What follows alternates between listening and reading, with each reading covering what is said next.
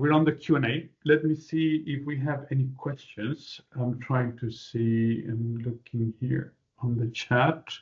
Yes, thanks. Israel, yeah. maybe I can take the floor back from you, and thank you for your presentation. So colleagues, the Q&A is on. We received some questions from you before as part of the registration and some generic questions that we will start with, but we encourage you to post any question that comes to your mind about this service so that Dominic and Israel could clarify that for you. And that would be also helpful for the other participants that will be viewing these webinars as we'll be sharing it with everyone. So Israel, maybe I'll start with two questions and then I hand it over back to you and Dominic, and that would be basically kind of like a warm-up for the rest of the colleagues that are online to post their questions or raise their hands. Yeah. So from the questions that we posted in the Q&A, the first one is, how does the Global Disposal Service ensure compliance with other UN agencies other than UNHCR, financial rules, accountability standards, and environmental sustainability? That's one question. And the second question is, how are the proceeds from the asset disposal managed? Are they returned to the disposing agency or pooled in common funds? Over to you. Good. So then let me start with the revenue. And this is something that many of our agencies appreciate a lot.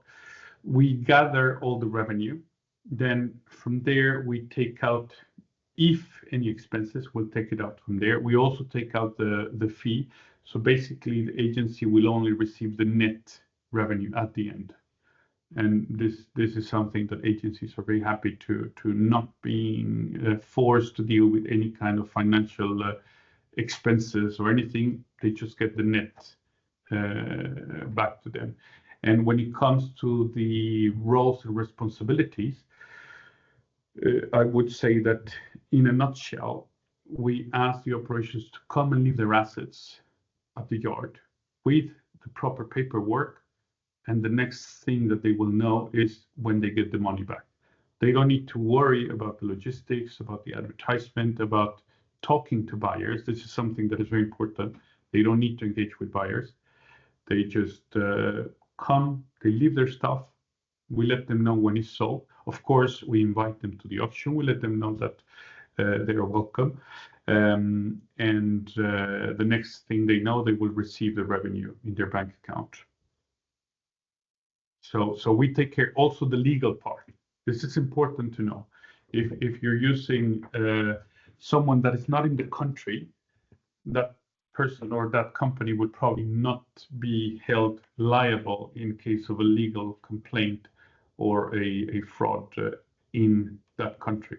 So this is very important that to take into account. We're that wall in the middle between the buyer and the agency. Thank you. Should I take the questions in the chat? Yeah, I'll read them in the interest of colleagues that are listening. So I know that colleagues are also responding to the chat, which is great.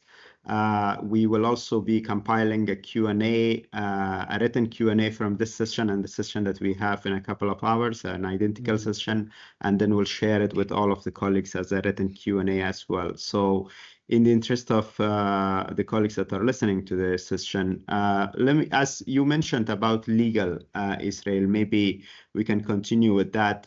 There's a question, how does GDS address legal and reputational risks linked to asset resale or donation, particularly, I think, in sensitive country contexts? So maybe you can touch up on that one. But as you cover the legal, maybe the next question could be the sustainability measures. What sustainability measures are in place to align GDS with UN's environmental committees, such as recycling and e-waste and all? So over to you. I mean, maybe I can also just jump in there quickly. I think on the legal and reputational risks, actually, the fact that we are consolidating assets at the country level means that we've got a sort of a single point of contact to discuss with the government. As Israel mentioned, whenever we run an auction, we have a discussion with the government. We get permission from the government, which is critical. you shouldn't be auctioning asset. If you do auction assets without permission from the government, then you could have some legal and reputational issues. But really, this is a kind of a mutual recognition arrangement, and it actually allows a single point of contact to liaise with the governments for the legal and reputational pieces. So I think it's a benefit, particularly having people on the ground. As far as the sustainability goes, I think it really is a solution to sustainability. I mean, the biggest amount of CO2 is in the UN, is, if we exclude supply chain, is produced by fleet, buildings and travel. Fleet is a big part of it. So by actually providing auctioning services, which allows organizations to right size their fleet, and UNHCR has reduced the size of its fleet over the last year by 30%, you're directly reducing your CO2 very significantly.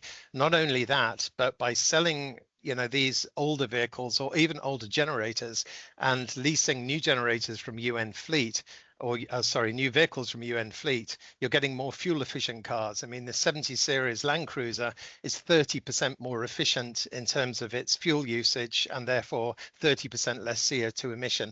So auctioning is actually enabling significant reduction of CO2 from the sources that are key. So I think it's very, and of course, we're not producing e-waste. E-waste is the big challenge, and e-waste is around laptops and iPhones and all the rest of it, but we're actually recycling it and giving it a further life. And many of these vehicles, Toyotas, are known to be able to go on for years. So they operate in the field if properly maintained. Thank you, Dominic. And I'll put the other questions forward. Please feel free to pick on this or Israel. So I think there's like a couple of questions that are coming about the type of assets that are mainly covered under the GDS coverage, and there's also questions about the vehicles. So hearing that most of the disposals are vehicles, is there basically coverage of beyond that? And maybe you can cover that. Yeah. So basically, what we do not sell, and this is something that it can be a very sensitive issue, we do not sell hazmat. So hazardous material, anything that can be considered hazardous material, we will not sell it. So we don't accept old batteries, old used oil. We also don't accept military class assets. So it is not something that we do, mainly because of reputational risks that they would carry. And so basically for the rest, we would sell it. There is another sensitive category, and those are communication equipment. And this is something that we're trying to be very careful to sell, because communication equipment can have the risk of remain configured to access restricted United Nations channel. So we're very careful with that. And this, if we're selling communication equipment, that needs to be certified by the owner agency that those have been cleansed and reconfigured to not being able to access anymore the United Nations infrastructure. Do you want to take the other question, Samir? Or should I take it? No, I can read it for you here if it's easier. So maybe you can explain a little bit about the cost efficiency. I think that's very interesting for colleagues, so that they would be able to determine their cost benefit from utilization of the global disposal services. So the question is, are there cost savings or efficiency metrics available from agencies already using GDS that can demonstrate its impact?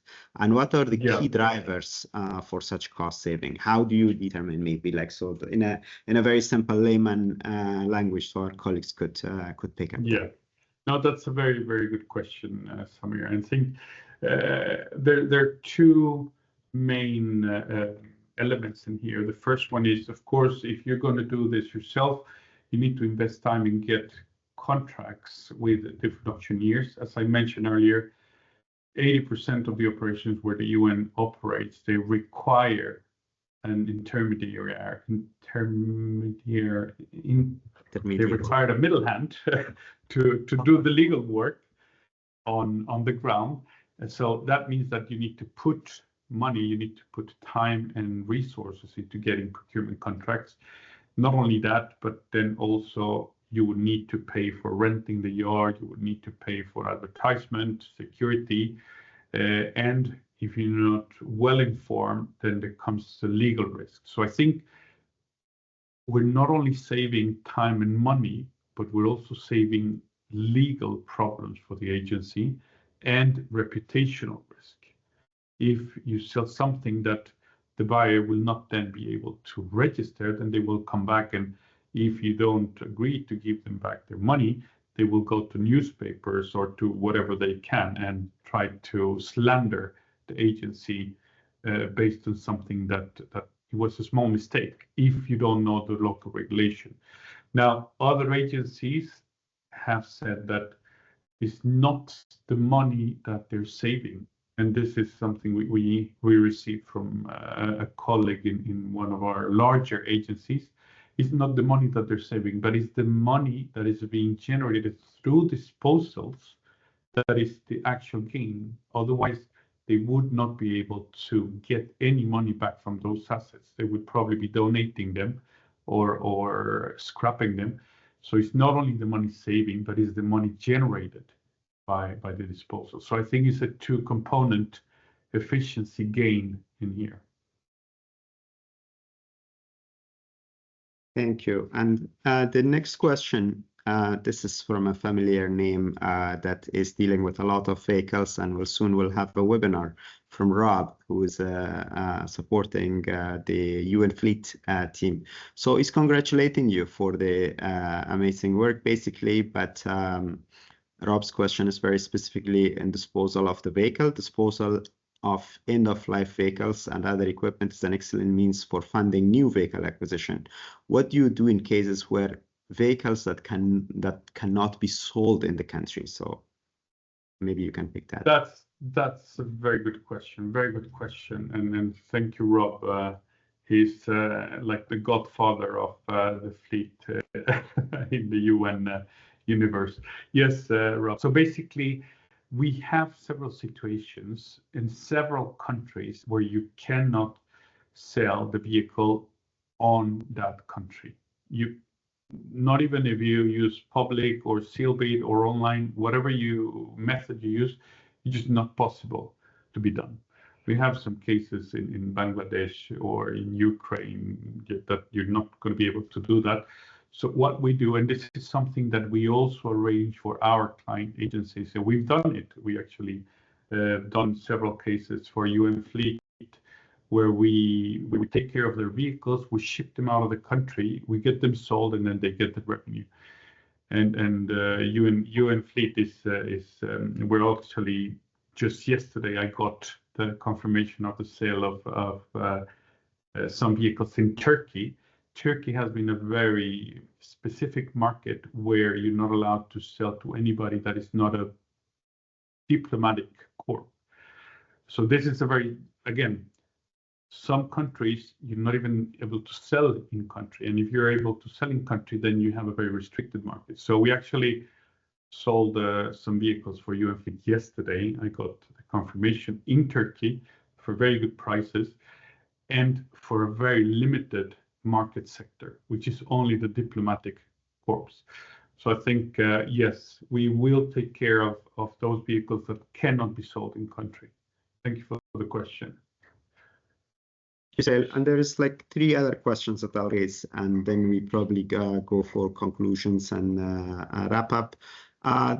In terms of, you mentioned there are 10 agencies or more that has global SLAs with the GDS, and it would be good to mention the ones that you remember, which agencies have global agreements with or global SLAs for disposal services, so that colleagues could hear that and know.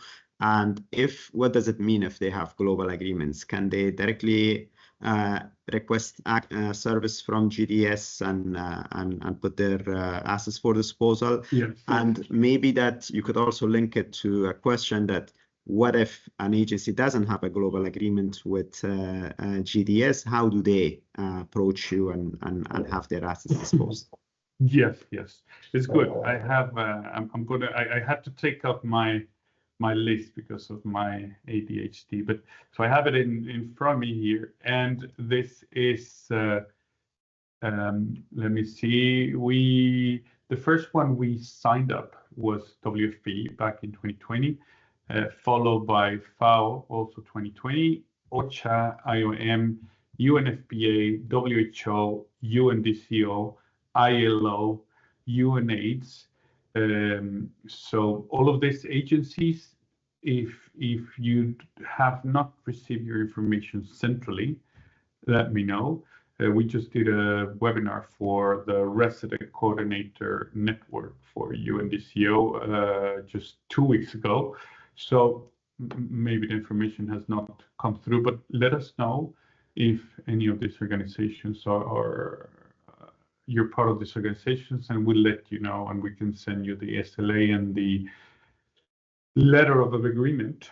So basically, letter of agreement is a short 2-pager for letting us know where to put the money. If you contact us from New Zealand and you want to sell something, we'll sell it for you, but we need to know where to deposit, because that's something we don't keep in a database for all the agencies. We need to know where the money is going. So yeah, do we want me to repeat the names, or it's recorded anyway, right, Samir? Yes, and we will be sharing it in a follow-up email with colleagues. It would be also good if there's a link to the SLAs that we can include in that email, so everybody can receive this. But there was like a follow-up question to that in case if there is an agency present in this call that is not in that list, the agencies that doesn't have a global agreement at the moment, although the objective of this webinar, as well as the efforts of the Business Innovation Group, is to establish global webinars for all of these services so that all country offices could utilize the service without going through individual processes. But let's say there is an agency that doesn't have a global agreement and a country office would like to utilize your services. How do they approach you? And as you're responding to that, Israel, maybe you could also clarify that, is there a threshold in terms of how much asset? Is it like 1 item or 10 item or 100 item? Because there's a question about smaller country offices or smaller entities. That's a couple of very good questions. You actually beat me to the first one, because I was going to mention we have let's say it's a drop-in contract, and this is called Asset Sales Service Agreement, the ASSA. And this is something that we use with agencies that just want to join once. We had, for example, the International Court of Law of the UN joining in Cote d'Ivoire, and now they've contacted us for another country. So it's very punctual when they want to join to one of our auctions. For this, we have the ASSA, the Asset Sale Service Agreement. This is something that is signed one time. It's a larger document, but it will allow that specific country operation to join our auctions, or our auction in singular. So this is something that we have available for them. And sir, can you remind me of that second part of the question? In terms of like threshold, is there like the threshold? Yeah, well, we normally require to have 45 days before the auction so that we know how many assets do we have. So if we have very few assets, then of course they will be able to join our auction. And on the other side, if there is too few assets, then we're not going to organize one public auction if you have 3 bicycles and a copy machine to sell. But we do have a solution to get dispose of that. But on the other hand, when we have too many assets in one country, we would spread those disposals on different dates. And in order not to saturate the market, we need to make sure that we have, I don't know, as an example, not more than 50 cars in one auction. Because we know that prices will drop. If you put too many cars, too many often in the market, it's a basic rule of markets. You will saturate it, the prices will go down, and it's not a win-win for anybody involved. So if you come and then you come late to one of our auctions and you have cars and we have a full packed agenda or a full packed catalog, then we will invite you to come to the next one. Or sometimes we've done this, that we have, I don't know, 40 cars, and then you come with another 20 cars. We might be able to leave part of our fleet for the next one if you have, because many of our agencies, they have a rush to do the disposal because of the physical verification process, where they need to get rid and make sure that all of these assets are disposed before a specific date. So we can be flexible in that sense.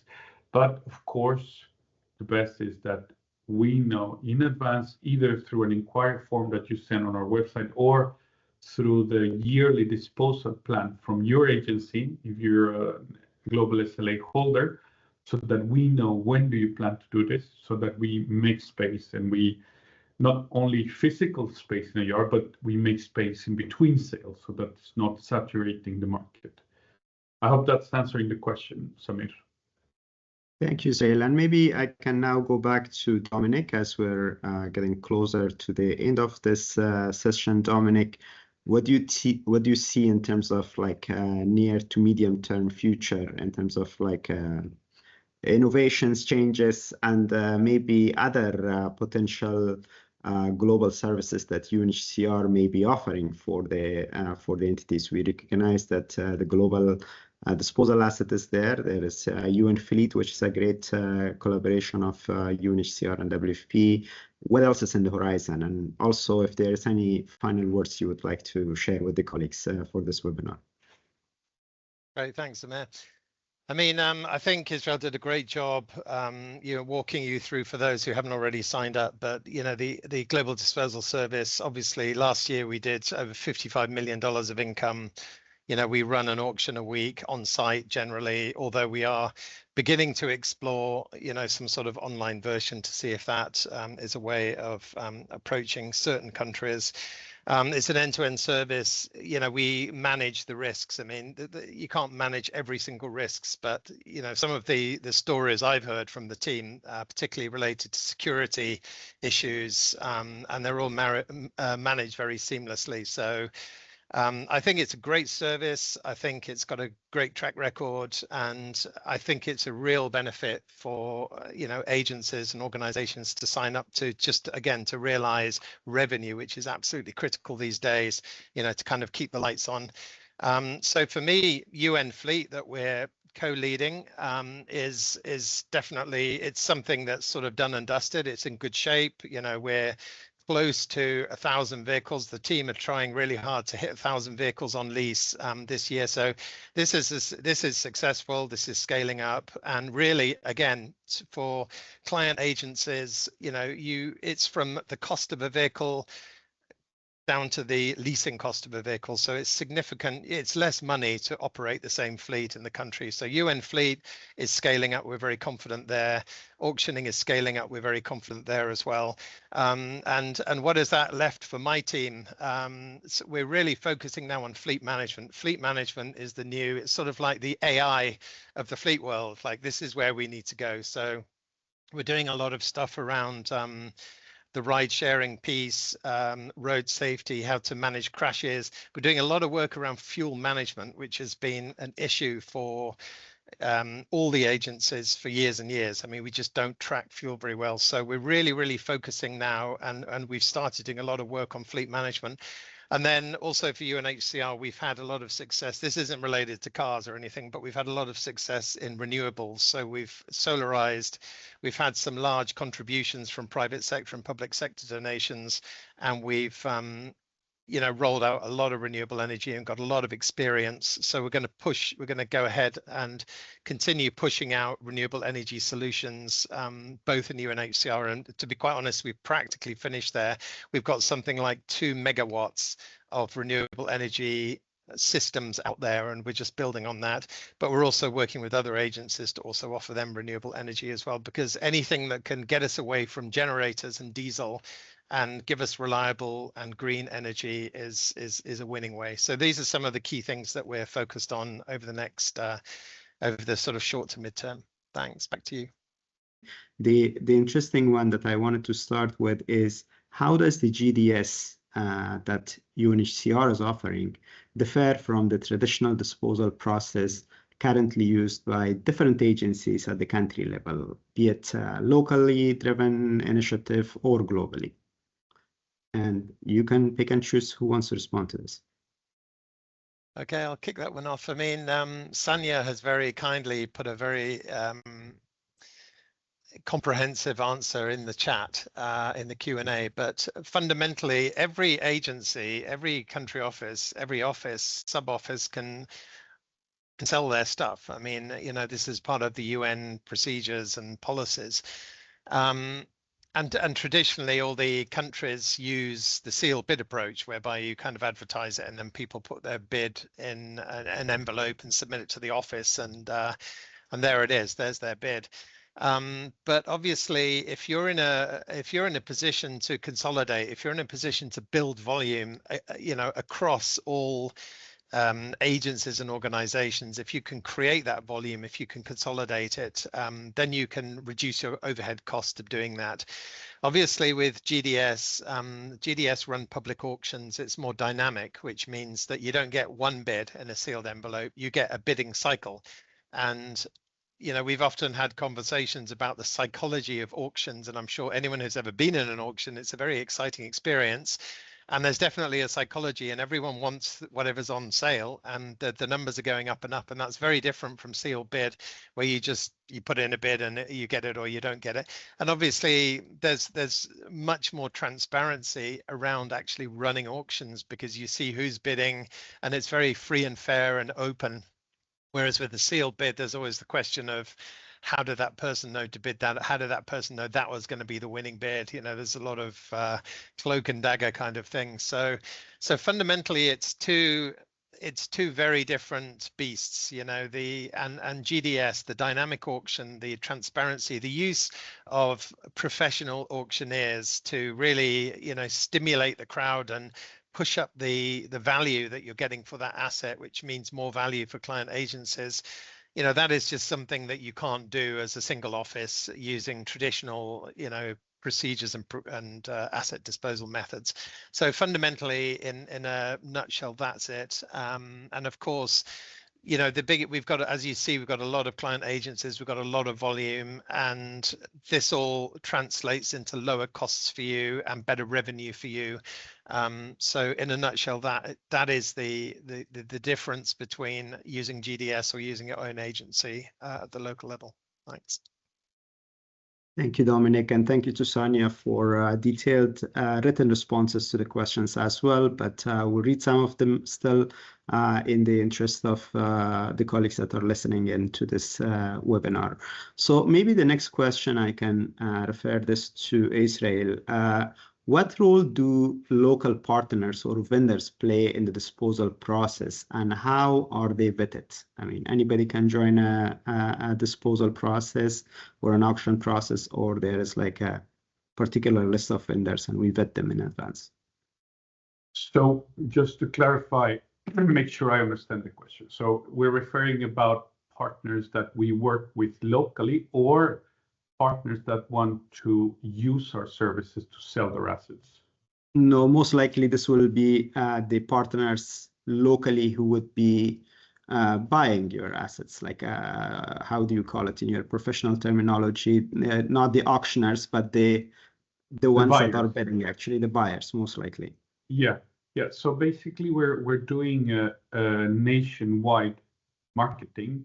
Depending on the country, depending on the context, as I mentioned earlier, online is very limited in Africa. So in Africa, we would use everything from radio spots to television ads, newspaper advertisement. In some countries, we even have people distributing leaflets for the auction. and we would put different advertisement on the streets of the city because we have tried this the online advertisement, and it can be used, but it's very limited. You need to be there, you need to be on the ground, you need to be close. So once we have all this advertisement, anyone who wishes to come and view the vehicles, they need to identify. And if they want to register, then they need to have an official ID. We keep record of all these IDs. Those are screened. And once we do the sale, then that asset needs to be registered to the registered buyer. So we will not issue the bill of sale to anyone that they decide to put it on the name of. So they will come and say, I want to put in the name of my wife, but they bought the ticket themselves. It's not possible because we have a register and that is a verified identity. So we need to keep that consistent for the purpose of declaring this to the tax authorities. Because if the bidder is a person and the buyer is a different one, then there's a deviation. This is one of the risks that I mentioned earlier, that you need to have people on the ground to know how to do this. Thank you, Israel. And indeed, it's important. Otherwise, we may have assets and we don't know how to deal with it. And we can get into legal complications that you are mentioning. Exactly. But I want to bring that point back to Dominic. And maybe you can give us like scenarios or situations that if we basically overlook the aspect of the legal and think that we are a UN agency and we can just run auction of our assets, what complications can we face, Dominic, in this case? Yeah, I mean, the UN operating in any country is actually very closely scrutinized, much more than we think, by the government. And many of the assets that we have, mainly the fleet, also, earth digging and construction equipment and even generators are seen as highly valuable items. And we often have issues at the country office level in terms of legal problems, permission problems, reputational problems. So, Ethiopia, for example, suddenly overnight switched to electric vehicles. They said no more fossil fuel vehicles, overnight electric vehicles. And they also are imposing restrictions on auctioning as well. So this is all, Ethiopia is a big operation for many agencies, and this is a curveball that we were not really expecting. Even our sort of intel on the ground didn't give us that. But the purpose of GDS is because it's so big and because it represents so many different clients. We can speak to the Ministry of Foreign Affairs, for example, about various legal aspects or financial aspects, and we can resolve it almost on behalf of the UN organization. So we're a much more powerful voice, when we were united like this. And of course, mutual recognition allows us to do this because we all work in the same way. So yeah, I mean, fundamentally, reputational and legal risks are always there. With over 10 years experience, we've never had one of these really shut down an auction or block an auction completely. There's always a way of resolving this. So, if you kind of jump on the GDS bandwagon, it's you've got a much higher probability of avoiding any legal issues or any financial issues or any reputational issues, because we do the sort of end-to-end representation. We take care of that. We deal with the local auctioneer who also has great local knowledge in terms of the legalities and the logistics, etc. So really, it's safety in numbers. It's safety through the experience of our auctioneers and our teams. But it is a real risk. So this is why it's important, to be aware of how you could potentially, how auctions can potentially fail. But certainly, again, Israel and his team have had a lot of experience of navigating these rough waters and having a successful outcome. Thank you, Dominic. That's really important. Israel, I know you listed the agencies that have already signed global agreements with GDS, and we also look forward to have that updated in the GSS dashboard so that colleagues can always go back to that dashboard and see which services of the 16 so far global shared services that the Business Innovation Group has endorsed has been picked up or has like global agreements with various agencies. I mean, the purpose of the global agreement, which is also what the Business Innovation Group is advocating for, is to ease the process on country offices so that there is a global agreement, and then you could utilize the service at the country level without necessarily for all agencies going through a local SLA or a local process. But let's say, Israel, some agencies in this call may be wishing to use the services of the GDS, but they don't have a global agreement. What would they do? I think, what are the steps for them to reach out to you? And as you respond to that one, maybe you can also touch upon the question about the compliance with other UN agencies, financial rules and regulations, and basically requirements in terms of asset disposal. Yeah, sure. So actually, those I like that you mentioned the UN financial rules, because those are the core principles of what we do. So UN financial rules 105, 22, 23, and 24, this is the way that we're doing the sales. And those are instructing that we need to maximize the cost recovery of the assets that we're getting. And this is, of course, interesting for all of our donors to make sure that we're actually managing responsibly all of these assets.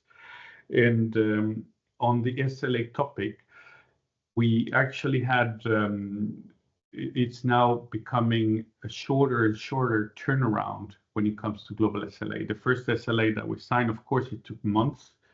And but now we have the standard text and the conditions and the clauses in this global SLA. They had been cleared by, I mean, WFP, WHO, FAO, IOM, OCHA, UNFPA. Recently, UNICEF just cleared them. The UN Secretariat also has cleared them.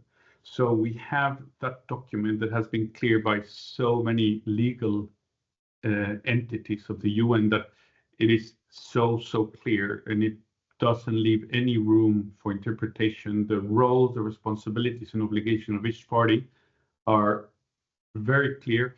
So that is basically a document that we can use tomorrow for any agency that wishes to join. That the rest is just the internal deliberation process that every agency has. And I think the quickest one we did was actually the last one with UNAIDS. It took us not longer than 2 weeks to get that clear, because it had all the clearances from different legals, and they just confirmed that it was a very complete document. And thank you, Israel. Next question for Dominic. It's about what UNHCR envisions in terms of scaling the GDS services beyond its current scope. There's a question if you have your own online auction system or platform, or you're also relying on other service providers for online auctions. And maybe, Dominic, you can also touch a little bit in terms of like benefits of auction in terms of sustainability beyond the scope of bringing financial revenues, basically. Great, thanks, Amir. I mean, scaling, we've been scaling it up, you know, since 2013. It's growing and growing. The last 2 years have been, you know, stellar years in the sense that last year we brought 55 million of revenue in. So that's significant because that's 55 of the 300 million we've managed to bring in so far, and 2025 is going to be even bigger. So it is scaling up by itself. We're obviously we've got a significant number of UN entities on board, but we're bringing more and more on because fundamentally the more volume you have, the better it is for everybody. We can help out small agencies, small entities much more easily if we roll it into a larger auction. We need to definitely manage size of auctions, because if an auction gets too big, you know, the bidders start getting a little bit complacent and the bids drop a little bit. So we need to keep it sort of drip fed to some degree, but it is scaling up by itself as more clients come and engage with us. So I'm happy to report that, and I also think it's obviously in line with, you know, sort of lead agency, one UN, mutual recognition, all these types of things. This is the way to do it, and this is a very practical service for agencies, entities, organizations to, again, you know, realize revenue, particularly now in this financially challenged time. As far as the online platform goes, we do have an online platform. We're trying to avoid, for all the many reasons that Israel's mentioned, going exclusively online, because you know, in our opinion, you can't be exclusive. There's too much groundwork that needs to be done, particularly with the governments, particularly with the auctioneers and the suppliers. You can't simply operate exclusively online. You need that grounding. If you don't have that grounding, then the agencies participating in the organization need to do that for you. We sort of offer an end-to-end solution where we do everything for you, and part of that is needing to have people on the ground so that they can handle the paperwork, deal with the governments, deal with the auctioneers, deal with the lot where the vehicles are viewed. So we do have an online solution. In fact, we have one probably coming, launching in a few weeks' time. But again, this is a hybrid approach. You know, it's in country, it's boots on the ground, plus an online version, and that is the most effective way to do it. And then finally, the benefits vis-a-vis sustainability. Again, a lot of the CO2 emissions for agencies come from their fleet. You know, we have something like 25,000 vehicles on the road across the UN family, and all of those, the majority of those burn diesel. They're pumping out a lot of CO2. So auctioning allows you to right size your fleet. You can reduce your fleet because often you don't need as many vehicles as you have in the field, but you can also sell the old inefficient vehicles that are burning fuel. They don't have so fuel efficient engines, and you can bring in newer vehicles, and you can bring in newer generators. So, you know, the 70 series Land Cruiser, which is the backbone of the entire UN family mobile fleet, they've released a new version of that, which is 30% more fuel efficient, 30% less CO2 emission. And by selling your older vehicles and just buying Toyota Land Cruisers, which are amazing cars, you can push down your CO2 emission. You can also push down your fuel expenses because they're more efficient. So I think auctioning goes hand in hand with sustainability and responsible management of assets. Thank you, Zumi. Thank you, Dominic. Very comprehensive response, and I can assure the colleagues and confirm one more time that the Business Innovation Group is recommending these services. We're in Vienna this week where the Business Innovation Group happened yesterday. Feels like last week. And high-level committee of management is happening today, and GDS has been one of the key services that has come up so many times, and the ASGs of operations have all recommended the use of these services in the base of the mutual recognition. We have a couple of more minutes, but maybe Israel, if you can briefly tell us that when we say global service, I mean, is GDS really global? Do you cover all countries? And there's a very practical question. I know there has been a written response to it, but do you cover particularly countries like Europe? I mean, the countries in Europe and Eastern Europe where we have like a lot of operations, but also like where we have regional offices and headquarters? Yes, we do. We cover all of Europe. Of course, countries like Ukraine, we would not do an auction there, not right now. But we have actually disposed of assets for WHO, for UN fleet, for ourselves, and this is where we actually bring the vehicles out of the country. We take them abroad for sale because you cannot do any sales. And it's not only a security risk, but it's also part of the legal requirements. What I was mentioning earlier, that there is a misconception and there is a very large pitfall when some agencies believe that they can do only online without having those feet on the ground and fixing the paperwork. I mean, we've been there, so we know that there is a large risk. And we always need someone to fix logistics on the ground or fix paperwork.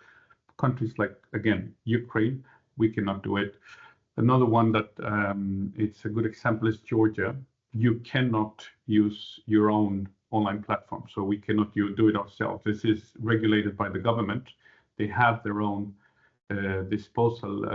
It's actually online auctions that they do. So this is something. We cover that part, and we cover also Asia and the Americas. We have had also online and mostly public auctions in the Americas. And yeah, I think I don't see any country that we don't do auctions. Probably countries with embargo, international embargoes. And these are very sensitive because we do not want to go in there in a country that is currently restricted by different embargoes, or that has a situation where us selling assets on site in that country will bring reputational, legal, and also, I mean, it will bring more trouble than benefit to any agency. I can say an example of some countries, but yes. Thank you, Israel. You can see that I'm getting a little under the time pressure, but yes, I can see Dalma has raised her hand, and Dalma is based in Europe, I assume. So let's give this floor to Dalma for a quick question, and with the answer to that question, then we will wrap up this session. Over to you, Dalma. Thank you very much. Thank you, Israel. I have a question related to Europe. I know that disposal is more successful and more widespread in the field, but I'm in Geneva and I'm very much interested in asset disposal. There are no real solutions. So far, the UN was not practicing asset disposal on these locations. It would be nice to break the ice. We have ancient rules. We don't write our rules like I think some agencies have the possibility to tailor their own rules. So obviously it has to comply with strict rules. One is competitive bidding. Auction complies with that. So my question is, do you have any experience in Europe? And I cannot personally imagine a face-to-face public auction in this location. So I guess here I suppose it would be online. How does it work? Yes. How much is it? Like, do you take care of all the logistical arrangements? And obviously our equipment park is more about non-capitalized pieces of equipment like laptops. So we don't really have vehicles. We usually trade them in. Yeah, this is definitely a good question, Dalma. I'll be brief because I see somebody is twitching a little bit there. But yes, we're actually doing, and so we need to talk, Dalma, very soon because we're actually doing a disposal of UNHCR equipment, mainly office equipment and furniture. And we're also doing another one for UNICEF because they also need to empty their offices. And this is all online. Because, as you very well said, Geneva is not a market for secondhand. You will never have an auction there, and it's very difficult. So we're doing this online. We've done it in the past, and it has worked. But now we're getting more and more volume. So if you have anything that you need to get rid of, please give us a call, and we'll try to sort this out. But it needs to be soon because we actually have an auction closing next month. For, as I said, UNICEF and UNHCR. And this is mainly furniture and office equipment. So yeah, we can do it, and yeah, just contact us. You know where to find us. Perfect. Thank you so much, Israel. So colleagues, I shared with you 3 links. One is the dashboard of global shared services, where you can see which agencies have signed up to which services. The other link is the upcoming webinars, so that you know more about the other global shared services for which you will kindly register and join us. And the third link is a feedback about this session, so that we can go back to our bosses and say, yes, either these sessions are useful, if you find it useful, or not, so that we don't have to do it again and again. So please do take a moment. It's very small, basically request and like 2-3 star questions. Or if you want to have any kind of like feedback to the GDS team, if you have an inspirational even suggestion for them that how GDS should look like in future, feel free to use that as an opportunity to put your comment forward, and I'm sure the colleagues will look at them and see if that can be integrated into the system of the GDS for future. And with that, I see Israel's hand is raised. Dominic and Israel, any final words? Otherwise, we're going to close the session. Thank you. Just before I give the microphone to Dominic, message in Spanish. Si tienen preguntas, pongan las preguntas en español, nosotros las vamos a responder. No hay ningún problema. Los que necesiten, póngalo, los respondemos y Samir va a hacer la consolidación de todas las preguntas y las va a enviar a todo el público. Dominic, over to you. Thank you. Great. Thanks, everyone. This has been a really great session for us. You know, this service it's mature, it's high volume, it's experienced, it's low cost.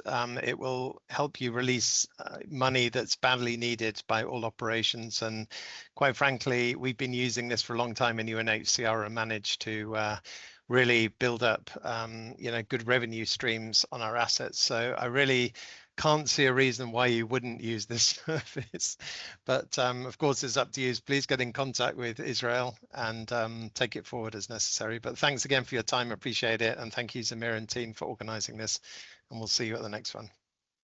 Thank you, Dominic. Thank you, Israel, and thank you, colleagues, for being with us. All the very best.